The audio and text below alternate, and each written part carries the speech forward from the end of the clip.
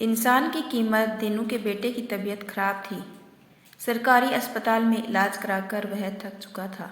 काफ़ी रुपए खर्च कर चुका था। इसके बावजूद उसकी हालत में कोई सुधार नहीं हो रहा था। काफ़ी जांच के बाद पता चला कि उसके बेटे का एकमात्र इलाज ऑपरेशन है। ऑपरेशन में 1 लाख रुपए खर्च होने का अनुमान था। गरीब दीनू इतने रुपए कहाँ से लाता। उसके इलाज में तो पहले ही जो थोड़ी बहुत जमीन थी वह भी बिक गई थी। घर भी गिरवी रख दिया था। वह सरकारी अस्पताल के डॉक्टर से आरजू मिन्नत करने लगा, लेकिन सरकारी अस्पताल के डॉक्टर ने उसे समझाते हुए कहा, दीनू, मैं सब समझता हूँ, मैं विवश हूँ, मैं कुछ नहीं कर सकता। तुम शहर के किसी बड़े अस्पताल में जाओ, वहीं इसका इलाज संभव है। मैं कुछ नहीं कर सकता। दीनू रुपयों के जुगाड़ में लग गया, लेकिन गरीब फटे हाल को रुपया कौन देता। वह थक हार कर बैठ गया। अंततः घर भी बेच दिया। मजबूरी का लाभ उठाया घर खरीदने वाले ने।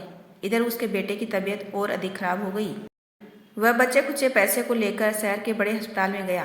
फीस के नाम पर ही मोटी रकम वसूल ली। डॉक्टर ने देखते ही कहा, इसकी हालत बहुत खराब है, जल्द ऑपरेशन करना होगा, अन्यथा इसको बचाना मुश्किल हो जाएगा। शीघ्र रुपए की व्यवस्था करो। यह सुनते ही दीनू और उसकी पत्नी सन्न रह गए। दोनों बच्चे को जमीन पर लेटाकर डॉक्टर के पैरों पर गिर गए। आंसू बहाते हुए कहने लगे, डॉक्टर साहब, इसके इलाज में पहले ही घर द्वार बिक गए। गरीब को कौन कर्ज देगा। मेरे बच्चे को बचा लीजिए बाबूजी। मेरे पास तो अब फूटी कौड़ी भी नहीं है। अब आप ही सहारा हैं। इस असहाय गरीब बच्चे को नया जीवन दे दीजिए। मुझसे अब रुपयों का इंतजाम नहीं हो पाएगा। यह सुनते ही डॉक्टर भड़क गया और बोला, यह बिना पैसे का इलाज संभव नहीं है। यहाँ खैरात नहीं बढ़ता है। तुम जैसे लोगों के लिए सरकारी अस्पताल खुला है। बच्चे को उठाओ और यहाँ से दफा हो जाओ। दीनू और उसकी पत्नी बच्चे को उठाकर बाहर जाने लगे।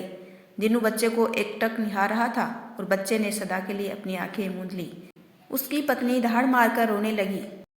दीनू पत्थर की बूत बना सोच रहा था, क्या मानवता मर गई।